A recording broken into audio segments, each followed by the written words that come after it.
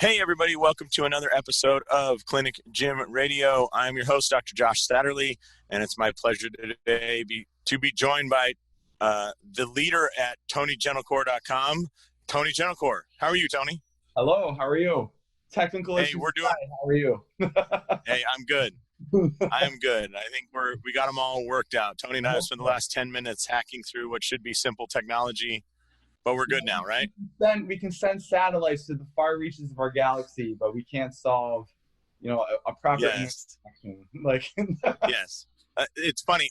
I'm sitting in Pasadena, California, the home of JPL, and that's where that Mars rover that is currently drilling into the surface of Mars was launched from. yeah. And you and I are struggling to have a two-person conference call via internet. My This is microphone's awesome. not working. Like, what the hell? Exactly. Right. And they have they're literally in another planet communicating. So I don't know, but we'll get going. We're doing it live. We're fine. Yeah. So for those listeners who haven't yet experienced the glory of all things Tony Gentilcore, can you give them a little idea of who you are, what you do, and why people should follow your blog if for other reasons than a good laugh? Yeah, thank you for that introduction. I like to get people strong. I like to get people moving well. I like to get people a little bit more badass. I've been in the industry for about 15 years now, a little over 15 years. Started as a personal trainer in your regular commercial gym. Ended up opening up Cressy Sports Performance with Eric Cressy and Pete Dupuis back in 2007. Where I was there for 8 years. I was the co-founder. So I got to work with a lot of professional athletes and general population clients, and worked with an amalgamation of a lot of people from different backgrounds and different sports. And then I left in 2015 to open up my own small studio here in Boston called Core. And now I train predominantly general pop. I have a couple of college athletes, a couple of high school athletes, and that is my preference. Like, I really enjoy working with the general population. And because of my writing career and, my internet presence, like, most of the time when people come to me, they kind of know what they're getting themselves into. Like, you walk into my studio, there's one Airdyne bike and the rest is pretty much weights and barbells in a power rack. People are going to squat, deadlift, they're going to bench press. However, I don't like to pigeonhole myself into one set way of doing anything. Like when I say I want to get people stronger, I understand that is subjective and not everyone really cares about a 500-pound deadlift. But I do want to get them stronger in the sense of, like, what they do on day one, there is an improvement over the course of several weeks, if not several months. So that's what I mean when I say, like, I want to get people stronger. But yeah, it's my week is basically just training people out of there 20 hours a week or so. I do a fair amount of traveling with presenting, which is a big honor, of course. And, I still try to keep up with my writing. Anyone who reads my stuff will. Is it just by chance, by the way, that you and Pete and Eric you guys are all writers, right? Like, more so than any other three people in the same building in fitness I've ever seen. Well, Eric started off pretty young as a writer because his mom is an English teacher, so he definitely had an early start with writing. And I think when he and I started our careers, we definitely were early adopters of that. Like, there weren't, back in the early 2000s, there weren't many coaches and personal trainers writing fitness blogs and fitness. I mean, there were of course websites. T-Nation. It was two of you. I mean, from my perspective, it was the two of you. It was Boyle. I mean, Boyle's always been a great writer, right? Yeah. Charlie Weingroff was putting out some stuff fairly regularly. Mike Robertson. Yeah. I think Nia Shanks. I mean, Lee Peel. There are several people, but as far as I definitely got how big you think how big fitness is, and there was eight writers. You know what I mean? Like that was the bulk of what was coming out. Yeah, I don't know. That's what I see. Now, yeah, I certainly don't envy anyone getting in the industry now and trying to get their information out there. However, I do think if it is good content, it's going to be found. It's going to be read. Yeah. Certainly, anything you can do to make your stuff a little bit more engaging, in terms of, like, yes, people want to be educated, they want to learn. However, talking about scapular upper rotation isn't the sexiest thing in the world. So if you can toss in some He-Man references or some, like, pop culture references or whatever, I think that definitely will bode in your favor. Yeah. If you're good at it, if Yeah, I mean, if you're and weird about the He-Man references. oh, and believe me, like if you would have told me back in 1998 that I'd be getting paid to do writing, I would have laughed because I had no aspirations to do any writing when I was going through college. It just I had a knack for it in the beginning, and certainly I can read stuff I wrote early and cringe like it was horrible. Now that I read it, it's horrible. But certainly, the more you do something, the better you get at it. And I just stayed consistent with it, and people tend to enjoy it. So that's a good thing. It's like, yeah, it's like exercise. Pretty good writing done consistently Yeah. is better than one great perfect workout, right? Like, Yeah, exactly. That's a great analogy. I mean, yeah, I can't, every week I get somebody asking, like, oh, how do I become a writer like you? Or how do I get my stuff out there? I honestly, I don't mean to be a jerk about it, but I'm like, stop emailing me and emailing the 10 other people that you sent this email to and just start writing. Like, right. it's that easy. It's crazy though. Like, I think it's exaggerated or magnified in the world of exercise, but like some of the questions, like I remember I was at a seminar and Tom Plummer said his sister-in-law is like, Tom, I'm thinking about starting a walking program. What do you think I should do? He's like, walk? Like, what are you looking for here? Like, there's nothing profound. Yeah. And it's like that. Like, I want to start writing. What should I do? And it's like, right? Like, it's going to suck. Anyways, I mean, people are scared because they don't want to fail.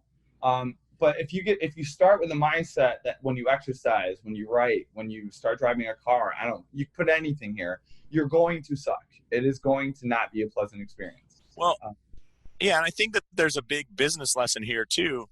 Like, you will have clients, or you might have missed the clients that truly want you to, I don't want to say dumb it down, but like, I think you're in general pop. How many women would come if you said, hey, listen, this Saturday, all we're going to do is a gym walkthrough. I'm just going to tell you what these parts and pieces are, what we call them, what they're used for. We're not actually working out. We're not measuring body fat. I'm just going to tell you what the stuff is, where it goes, how you set it up. I think there are probably, in a town like Boston, you could probably get a dozen women that are just like, I've always wanted, everybody's always throwing around these terms about bells, but I look around, I don't see anything that makes noise. It's like, I don't see anything that is a musical instrument. Yeah. And you're like, what is interesting, I don't know what that is. Right. Yeah. I mean, and why is that one dumber than this one? What happened to that bell? Why is it so stupid? We're the smart bells. Yeah. Mm-hmm. Yeah. I mean, you're right. I mean, I think, do you go to the bar to get dumb? No. So yeah, I think there certainly would be there probably, if anyone's listening and watching, they need to start making a class out of that, which I know some gyms do that as part of their like onboarding process. Yeah. But yeah, I mean it's a great point you made. Well, I mean, even in your time still, like when you were at when you were working Cressy, I mean, you guys had some high-end athletes come in. Were you surprised at like how elementary some of the knowledge was? Like, oh my God, that should be a well-trained population, a well-educated population. And you probably know as well as I do, like, especially when it came to like the nutrition and recovery standpoint with professional athletes, like you look at their diet and their sleeping habits and you'd be like, what are you, 12? Like you're a 25-year-old like grown ass man and you're eating Lucky Charms 3 times a day and like you fell asleep with Dorito half bitten in your mouth. Yeah, it's I remember I had a conversation with one of he started with us as a high school athlete, got into college, became a professional baseball player, and I remember having several conversations with him. He's like, yeah, I feel like my testosterone levels are lower, like I'm always lethargic and tired and my lists are struggling, and I'm just like, what time do you go to bed? He's like, oh, like 2 a.m. or I'm like, go to fucking bed, dude. Like there's like there's your T levels right there. Like go to bed, get 8 hours of sleep. Like it's not that hard. Right. Yeah. So I mean, don't eat like it's the kids menu at McDonald's. Like exactly. But I mean, and we did have to sit down. We had a coach at Cresty Sports Performance who would sit down and with our professional baseball players and do like a group sit down of like, here's what a protein is, and here are your best sources of protein. These are carbohydrate, like really simple stuff. And I mean, a lot of people just aren't educated on that, and that's no fault of their own. Like, I mean, they don't read the same stuff. I mean, you and I will sit at home on a Friday night and read stuff like that, but most people are not. That isn't a fun time to them. So yeah, it's just it's definitely rudimentary information that we have to relay to them at times. Yeah, it's it's amazing the disconnect sometimes between who you perceive, which is why you have to do assessments, by the way, because you're when you bet on somebody, whether it's with an injury or their training knowledge or anything, it's like, oh, this person has 6-pack abs, therefore they understand everything about exercise, and it's like, not quite, A lot of times they pick the right parents, so they look that way despite of what, like, they just, no matter what they do, they look that way, or they look that way regardless. So yeah, the assessment, the lucky sperm club. Exactly. It can get you rich or better looking faster than almost anything. In fact, you never have to spend a day working at it. You're born that way. So anyways, so what I wanted to maybe cover today, Tony, you obviously have a good good background in rehab, from the fact of it just looked a lot like the exercise you would do with people, right? And making sure that this dude that comes in that makes $5 million a year doesn't work with you in the off season, then end up making $500,000 a year, because he would be pretty pissed about that. Yep. And you have to take care of some injured body parts and keep these guys moving. And then you work in general population, where pain is, the likelihood you're going to have a client with pain is higher than the likelihood you won't, right? Like some low back injury or shoulder or something. Yet you have done an amazing job of staying, maintaining the lanes, like making sure that you don't overstep bounds. Even though, I mean, I think you can make the argument, just from what I've seen on your work, that you're probably better than a lot of physical therapists or chiros at the rehab piece, but you don't flaunt that, and you don't say, "Oh, I'm better, I'm going to keep it in my office." Yeah. So what's kind of, how have you navigated that along the way? Because I'm sure you've been up against some tight spots. Yeah. So I think what I'm hearing you say, Josh, is that I'm not a dick.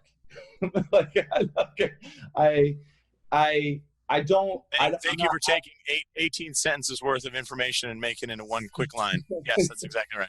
So I think it's very, very, very important as a strength coach and as a personal trainer that I know my limitations. Like, yes, I do feel I know my stuff. Like I feel like I've gone out of my way to surround myself with awesome colleagues and very smart people around me that I can confer with, and I read, I try to stay on top of things. But again, like you said, I know my lane. Yes, I do what I would deem a pretty thorough onboarding process or assessment with people that I work with. And I get many people coming, oh, my shoulder hurts, or my lower back's always giving me issues when I deadlift, or my knees are cranky at the moment. And I can look at people's movement during an assessment and kind of ascertain like what might be the root cause here. But I'm certainly not diagnosing anything. And I know there are many, and this is very unfortunate, there are many personal trainers nowadays and coaches nowadays who are doing really shitty physical therapy because they read an article online about whatever, and like, oh, I'm just going to do this with my client. We're going to do shitty manual therapy, and it's like, no, like that is not your job, that is not your place, and that's just a lawsuit waiting to happen. Like, stop. I live in a city where there are many great physical therapists and many great strength coaches that I can refer to when I feel necessary, which I do often. Like, I mean, I can think of a client currently who I've been trying. My rule of thumb when I work with somebody new is like, give me 2 to 3 months. Like, you're coming in with like a bum shoulder. Let me take a look at it. Let me see if I can like correct stuff and maybe do the appropriate exercises for you and turn stuff on and, teach proper technique, etc. Give me 3 months. If we don't see an improvement in that window, then I think it's time that we need to go, like, there's something that's outside my scope. We need to go get that looked at. And I did that currently with a female client of mine. We've been trying to work around things. We have good weeks and bad weeks. And It's just things where she was having a hard time. So I said, hey, let's make it a point with my friend Steph, who's a physical therapist here, Mm-hmm. at Boston Physical Therapy, and had her go in. They've been working together for about 2 weeks now, and I've seen vast improvements. Because like Steph can do manual therapy, she has a keener eye when it comes to stuff not working, for lack of a better term. Yeah. Like I'm just a dumb Yeah. strength coach, right? So if I have that network of other fitness professionals there, and I can bridge that gap, which I think is an important concept in the industry, is like Yeah. it isn't physical therapy over here and strength training over here. Like there's a lot of middle ground when it comes to the weight room, and getting people better. So I think Absolutely. the more and more that I do that, and I see that happening more, I think it's great for the industry. Nice. And have you, along that last statement you made, have you had situations where you refer a client out and then they fall into the black hole, like never to be heard from again?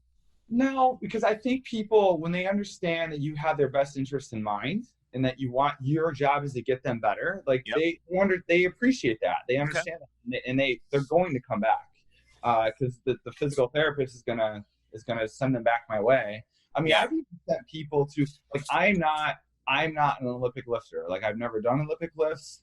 I'm not educating the Olympic lifts. I have nothing against them. I've just never done them. And I've had clients who are very It's much because you into hate the that. Olympics. Yeah, I hate them. Yeah. Uh, and I've had clients who have expressed interest in learning a proper clean or a proper whatever, Sure. and I'm like, that isn't my strong suit, but I know a coach here in Boston who could help you do that. Yeah. And they've gone there and they've come back. So I've never really had I've never been scared of Okay. losing clients, because I genuinely believe that if they know that you have their best interest in mind, they're going to stay loyal. Mm-hmm. Okay. Well, I that's mean, good that's because the thing. I can't think of anyone off the top of my head that's just like, all right, see ya. yeah, Um, I've had people I've referred out, and it's the business side of this idea that the strength and rehab are not related. It's like that if I'm in A, I therefore cannot be in B, and really, it's like it's not A or B. It's it needs to be more like colors. Like there's a blend of colors that work well together. Oh, we're making purple out of this. So, yeah. uh, And even if someone did leave, like I wouldn't take offense to that. Like sometimes I'm not someone's flavor, they're not my flavor. Like that's fine. I mean, I really don't take offense to that. Maybe 10 years ago, Tony would have been like, oh, well, screw you. Like, but now it's like, there's so many options out there and so many smart people that, yeah, I mean, yeah, there's enough to go. There's enough to go around, and there's enough. that's I fun. mean, and there's going to be other people who are going to come and take their place. So, Yeah. Well, along those lines, so you're working now in general pop. Like you're an interesting bird that you went general population to a highly specialized population, yep. right? Of baseball players, specifically pitchers, right? And Yeah, then I would say the bulk, even though we were a baseball facility, I would say a vast majority of them were pitchers. yeah, Yeah. and among that, it wasn't just baseball pitchers; it was Boston-based baseball pitchers who didn't mind going to Nowheresville to Yeah. go train, right? Yeah. That was, so which said a lot about the guys coming in. Like honestly, like to come to Boston in the off season, it is a hard sell. So Yeah, so a lot of that, you knew that if someone was willing to come to Boston for 3 months to train in the off season, they were probably going to get after it. They were going to listen to what we had yeah. to say. They had a vested interest in learning what we wanted to do with them. So we really had. It was very rare to get pushback. So Again. what you're saying is that the athletes down at Eric's Florida location are basically JV. Oh yeah, It's really what you're saying. they don't know what they're doing down there. Yeah, it's cakewalk. Yeah, It's who wants to be in Jupiter, Florida in December? Come on. come on, go to Boston. It's essentially every one of those athletes is going to be like your grandfather, right? Like when I trained there, I had to walk through 3 feet of snow. They Well, didn't even plow the parking lot. There's some truth to that. And it's like now you're going here in clear skies and 72 degrees. You don't know what training's like. Yeah. Anyways, so going back, so you went from like general pop to specialization back to general pop, which is you said you're mostly doing general pop now, right? Yep, correct. You're like Whitey Bulger, released back into general population. Yeah, give me Adam. Yeah. Um, what being a guy that specialized, like you must have seen like where you guys filled the gaps, but do you see that there are gaps that are missing in most of the coaches' minds in the general population, or is there anything you're applying backward and going, I learned this over there, not the specific exercise, but the intent, like monitoring sleep, for example, like huge deal in pro sports, in general pop, very rare if ever talked about, but Yeah. are there other things that you notice are good? So basically the reason I'm asking Tony is because I think most of the people listening to this podcast are working, their patient population is general pop, and therefore people they work with will be general population. So you having insight would I think would be helpful for them. So you talking about like just from a training standpoint, like my kind of like my Sure, overarching. let's start there. Yeah. I mean, really, I look at it. I mean, to make it as simplified as possible, like I do look at training the Gen Pop client as training movements. I know I'm not.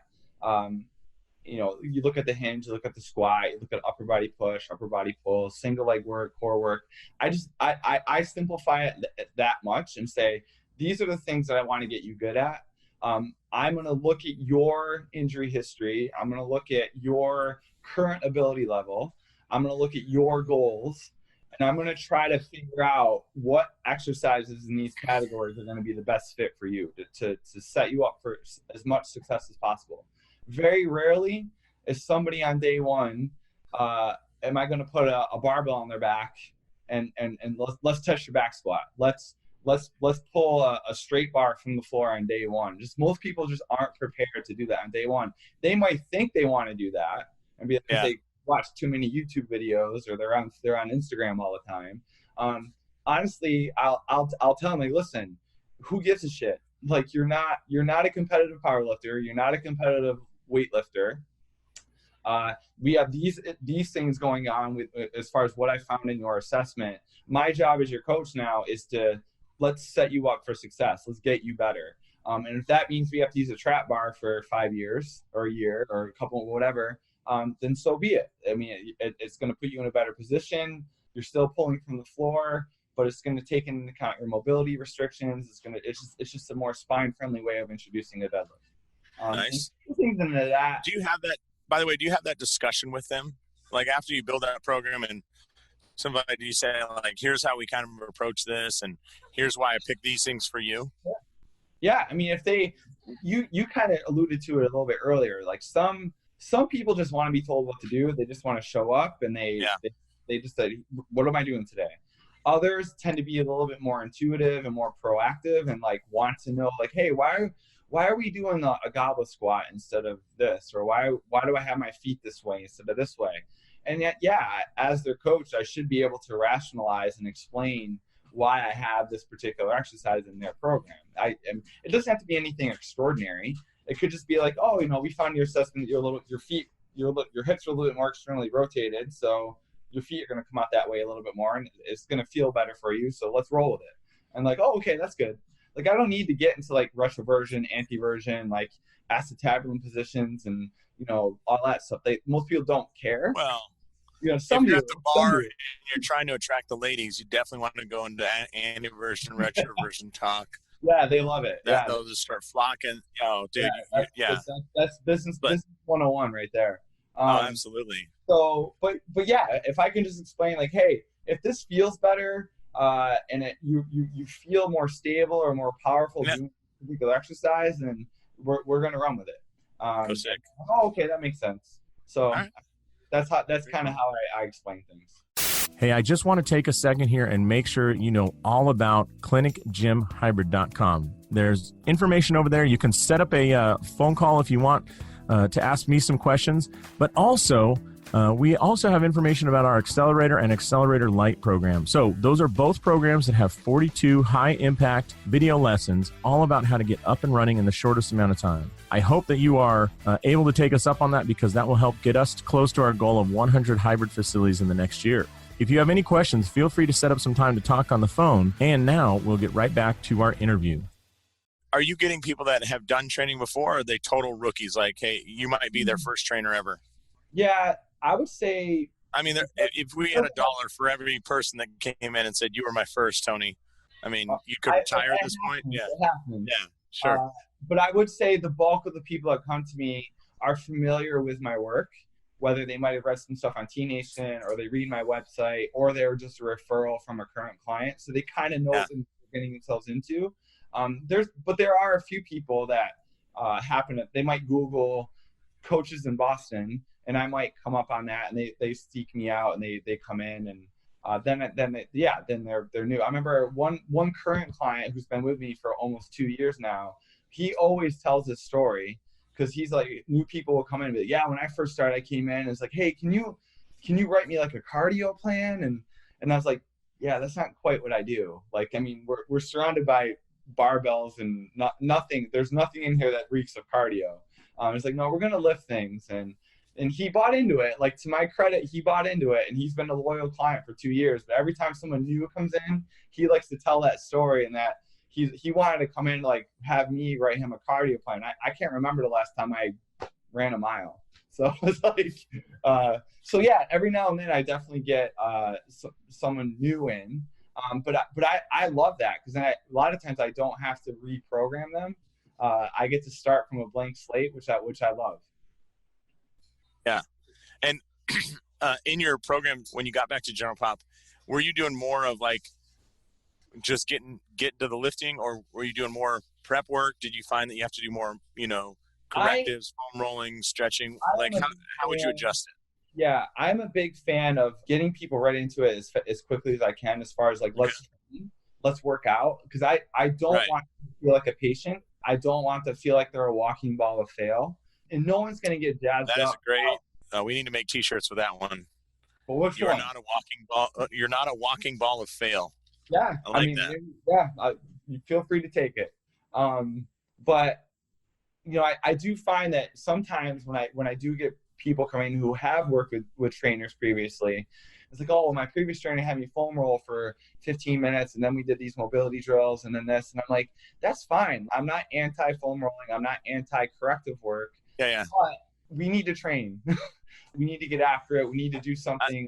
I would love to see a graph of trainers' consistency of posting on Instagram and number of minutes clients spend foam rolling per session, like as those trend lines probably go up related, right? Like, and Eric and I know when we worked together at Crusty Sports Performance, a lot of times we would get people who are pretty beat up that would come in, and now I still do. I have found is completely correlative. I have no research to back this up, but I often say I would ask them to warm up, and sometimes they'd be foam rolling every inch of their body for like 10, 15, like very meticulous foam rolling. And I'd be like, that is why you're hurt, because you're spending, you feel, I feel like people think they need to be in bubble wrap. Like there's lack of resiliency. It's like, well, as long as it's BPA free bubble wrap. Yeah. Yeah, exactly. But be careful about that. Honestly, like that's why I feel like it's so important to match the appropriate exercises to the individual. Yeah. Like, I took a seminar, I think it was a TPI seminar, and Dr. Mark Smith, he's a PhD in ex-phys, and he's big about the sprint interval training. Like, that was his dissertation and everything. Like, he's huge about that. Interestingly, he would say, do not perform a warm-up, because he says that his opinion of what he learned along what you're saying is that the true fitness is the ability to adapt to the situation. It's not the ability to perform the situation. Sure. Meaning, you're not a great free throw shooter if you can shoot free throws 4 through 100 in a row. It's, can you go from playing in a game to shooting an accurate first free throw? Like, that's way more important than anything that comes after that. Yeah. So he says people should come in and then right after that go into the sprint workout, the sprint interval training, because that's, he argues essentially the kind of paleo approach of like, that's what we would do. Our ancestors would do on the, when your people were, I was going to stay on the plains of the Serengeti, but it's more like hopping off the Viking ship to plunder immediately. There was no warm-up time. And it's like, no, dude, we got to get to plundering right now. Yeah, I see that viewpoint. And to clarify on my end a little bit, I'm not saying like we're not doing any form of warming up. Like, I do think if deadlifts and squats. No, his approach is scary as hell for me. I'm not saying it's right. It's I don't want people listening to think like I'm just we're just gonna walk to the squat rack and let's go. I mean, there's definitely it depends on the individual. If someone walks in with a pretty hefty health history, Yeah. this or that, and they have a bevy of injuries, like, yeah, I'm probably gonna, have them do an appropriate warm up and like do some Right. quote unquote corrective work. However, if they're pretty healthy and they're not coming in with like a lot of these injuries and whatnot, that's going to be much abbreviated, and that we're gonna go train. Yeah. Well, But, I like Stu McGill has a saying. He said, as a clinician, make sure your clients don't end up in rehab purgatory. yes, Like they just never get out of that. And yeah, I think and there's sometimes where I listen to other trainers talk about like, oh, I have this client with these issues, and we're working on ankle mobility, and for 10 weeks before we do anything loaded. And I mean, I'm exaggerating slightly, but I'm like, who's going to get jazzed up to train like that? Like, I remember when we started implementing positional breathing drills at PSP, and PRI started becoming a bigger thing. I felt we implemented it very well, where it's like, okay, we're going to do 2, maybe 3 breathing drills, like 10 total breaths, just to reposition the body, get the ribcage in a better position, and we're going to go train. We're not doing that for 20 fucking minutes. Yeah. And I do see some trainers, like their clients are like breathing into balloons for 15, like, it's like, what are we doing? That rabbit hole is so deep now. Like, yeah. And that's right. That's where I meant earlier when I said there's a lot of trainers out there doing really crappy physical therapy, where it's like, no, like, your job is to get people like to start training in a way that's conducive to their ability level, etc. Sure. So yeah, it's definitely infuriating sometimes to watch it and to listen to it. But I mean, imagine your mom paying for 10 sessions, and you ask her, "What'd you do?" I blew up a balloon, laid on my back. It's like, I thought you were going there to get stronger. Get their contact info. I want to get I want you to end it with greater bone density and muscle strength and not falling. And you blew up balloons. Like, are you working at a kid's party? What's going on here? So I think it's right. I mean, it happens all the time in our side, like in the clinic side. Like, you're like, are they really getting better if you still have to do all this shit? And it's hard because like you just fall into that routine, but So, and I'm a firm believer as a strength coach that just doing exercises correctly, squat, hip hinge, pressing, rowing, like that is corrective. Like if I can show someone if the front of their shoulder hurts and they're doing a row like this, or they're going in that anterior humeral glide, I'm just like, I don't know if that's why your shoulder hurts, but I certainly know that that's not helping. Why don't we do a row like this where you're not falling into that position? Oh my God, that feels better. Like, that is corrective. I don't have to do like 1,000,001 exercises of like working on their lower traps and like their serratus and like, it's like, no, let's row the right way. And there's your correction. Yeah. It's just, I don't know if that's narcissism. Like you feel like you're smarter because you're naming the muscles by like the serratus and blah, blah, blah. You know what I mean? Like if those trainers fall into that, or if it's just like, when you row, I really want depression of your anterior. It's like, shut up, grab a heavy weight. And it's funny because if you think about like in medicine, what we saw, the neural developmental sequence, basically lying down, crawling, kneeling, walking, running. Like when we do that, how do you learn how to hip hinge? It's like you go to pick up a toy that's heavier than you, and you realize, I got to get my ass back there, my tiny little cheeks back there to lift up that thing. But there's no coaching or retraction training. It's like these natural positions that just occur. But again, like to a point, and then it gets scary for me as a provider to go, oh, you're fine, just grab a heavier weight. But I'm always impressed when people go, just grab something heavier, and it does correct it. I'm like, of all the solutions, that might have been the riskiest, but I'm glad you had the balls to do it. Yeah, but there's, I mean, and that's a valid point, because there are times in the assessment process, like if I look at somebody's body weight squat and it might not be great, I'm like, that's not, I would like to see something a little bit better. And I'll load them, but in the sense of like, okay, I'll hand them like a light kettlebell, or I'll hand them like a 10-pound plate and hold it out in front. And lo and behold, it does look better. I mean, I'm not putting 100 pounds on their back. No, but that's a good point. Like goblet squats are probably the best example of this. Like if you had a crappy squat, Tony, what do you like? 6'2"? 6'1". 6'1". How much do you weigh? 205. Yeah, 200, 205. It looks like 220 in muscle. Like it's impressive. Thank you. Yeah. But in your case, let's say you're 220. if I give you a 5-pound kettlebell to correct for position, like trunk position of squat, it's going to do pretty much nothing for you, right? Yeah. Yep. But you could make a case of like, hey, I'm going to hand you a 45-pound kilo, or 20 kilo kettlebell, and that could correct your position because of its weight. And it's like, oh, did you load that person? And then it's that argument of like, well, I didn't load him. I just needed a big enough stimulus to correct. Yeah. And same thing with, like you were saying, the row, that crappy like anterior dump gets harder as you get heavy, and you're like, and so they almost can't screw it up at some heavy, crazy weight. But again, it's that gut check as a coach, right? You're like, try that when you're not with me.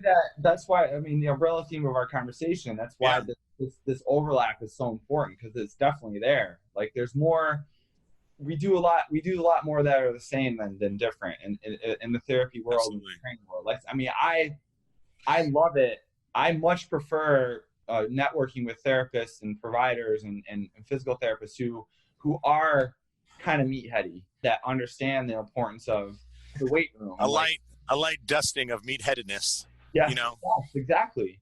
And I'm much more apt to refer my clients to physical therapists who implement the weight room into therapy than someone who's just going to electric stim and like do these band exercises, and while I'm over here in the corner working with this other person. Like that to me is like it's much more valuable, because then the client understands that there is an overlapping there, and there's a synergy there. Right, and I think for people, especially if they're dealing with like a long-standing back injury or something where they have a lot of fear avoidance, if they did something in rehab that looks eerily similar to what they're doing in the weight room at some point, it reassures them they're on the right path. Yeah. Because the downside of rehab is if we do stuff that they never would do anywhere else, they think that that's the only way to get better. Mm-hmm. Like if you never teach them to hip hinge in the clinic, and then you're going to ask them to go out in life and pick up their kids and groceries and all that, they get all fearful and they're like, oh man, I'm going to hurt here. But if they did that move with me and then they do it with you at a higher level and more reps, it's reassuring. And that's what they need more than they need the psychological reassurance more than they need the actual, what do you want to say, tissue resiliency or tolerance, like the physical change. I love it, because I do find more and more now that I'm presenting more across the country that there are more chiropractors and physical therapists attending my workshops, which is a huge honor. Like I'm like, they're probably way smarter than I am. However, a lot of them aren't that familiar with like the proper progressions and regressions and working, and so they're learning from me, I'm learning from them. Like I love it. Oh, that's the best. Anybody listening, like if you ever had a seminar, like, because I teach a few as well, and like if anybody asks for like input, like, and they're like, hey, do we get any volunteers that want to show something? Please get up and show something. Some of the best stuff I've learned over the last few years is somebody going, oh, I actually do it this way, and they walk up and you're like, oh my God, that's easier, that's less painful, that's way easier to set up, requires less equipment, and it's like only because that person was willing to share it, did we learn. So and then I put it in my next presentations, and then people think I can. Yeah, that's right. And they're like, man, that Tony guy's always progressing. It's amazing. Along those lines, you tell us about your seminars, because I think they're pretty hot. Like from what I've seen, they look like they're pretty awesome. Yeah, I mean the one that's probably the most prominent is the complete shoulder and hip blueprint that I do with Dean Somerset. He and I.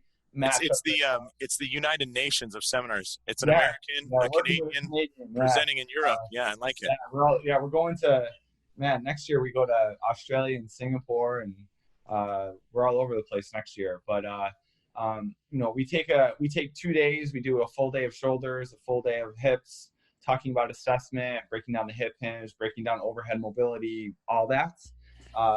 And Dean and I work well together, because Dean does work with more post-rehab individuals, and I would put him up there as one of the as far as like anatomy and just he's just a smart dude. I'm just like the guys, okay, let's talk about deadlifts. And but we match up very well. So that's probably the most prominent workshop I do. I do another one called Coaching Competency, where it's geared more towards fitness professionals and learning like our words matter, our verbiage matters, like the initial assessment, that's where everything starts, and like better matching your assessment to that of the individual, and like just really setting Can you them give up. us an example of that right now? Like, I mean, just to kind of entice people, like when you say our words matter, what Yeah, are some things? well, a perfect example is what you know earlier when I said walking ball of fail. Like, my job at the assessment is not to point out every little thing that your right shoulder's more internally rotated, your anteriorly pelvic tilted, your left eyeball is higher than your right. Like, that's really weird. My objective is not to point out every little thing that's wrong with the individual. It's really to show them what can we do. Let's find that trainable menu. Let's see what feels better and works better. Right out of the gate. Like, that's what I mean when I say that words matter. I try not people to feel like they're getting too judged in the assessment. I do think, I know a lot of people out there are anti-FMS.